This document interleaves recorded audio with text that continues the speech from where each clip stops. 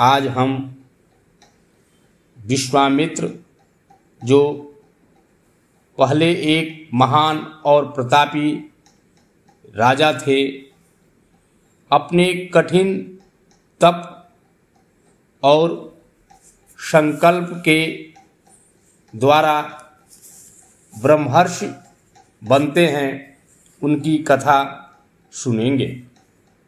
प्राचीन समय में विश्वामित्र एक महान राजा थे। उनका नाम विश्वामित्र बनने से पहले राजा कौशिक था।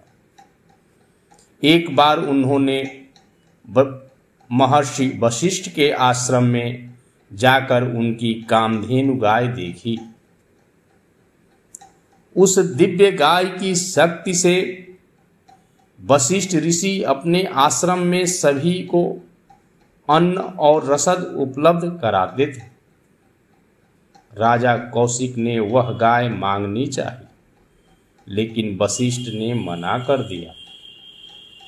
इससे अपमानित होकर राजा कौशिक ने संकल्प लिया कि वे भी तपस्या से वशिष्ठ के बराबर ब्रह्मर्षि बनेंगे।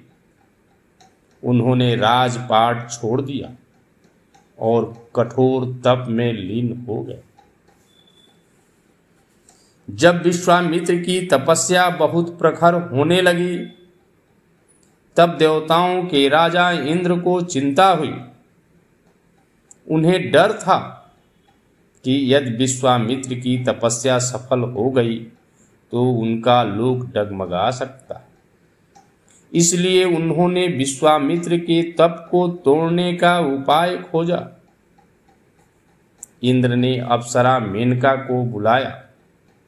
मेनका सौंदर्य और कला की देवी समान मानी जाती थी।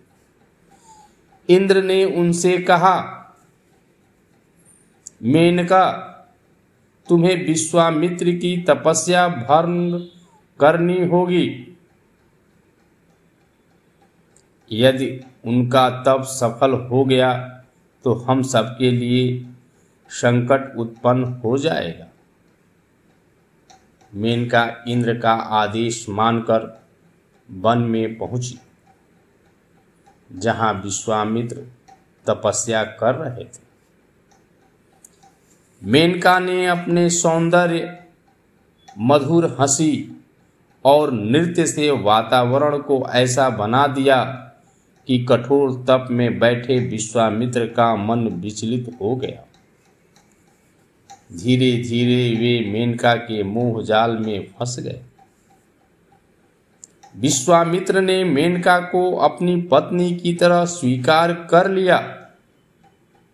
दोनों ने कई वर्षों तक साथ में जीवन व्यतीत किया। विश्वामित्र और मेनका से एक कन्या उत्पन्न हुई, जिसका नाम शकुंतला पड़ा।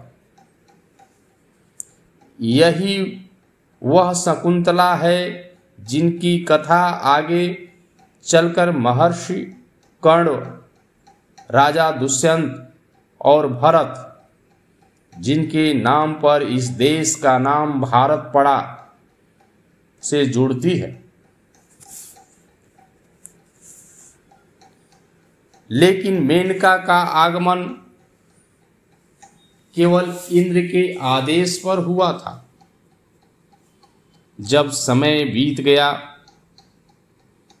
तो उन्होंने विश्वामित्र को छोड़ दिया और स्वर्ग वापस लौट गए।